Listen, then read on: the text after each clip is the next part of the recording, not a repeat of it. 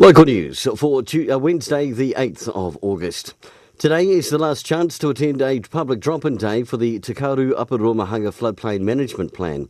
Anyone interested can pop into the Masterton Club today between 10 and 4, with engagement closing on the 16th of September. Spending in Wairarapa in July was up slightly.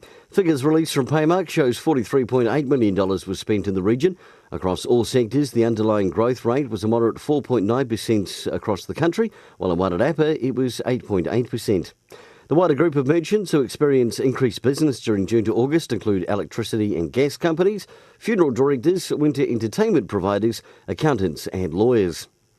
And in sport, plenty of positives from the Farriers at Wairarapa Bush loss to the New Zealand Army last night, 43-38. Tonight sees the Under-15 Junior Principals Cup final. Rathkeel White will play Rathkeel Green at 5 p.m. And the first 15 final at 6:30 is between Makolta College and the Wairarapa College second 15.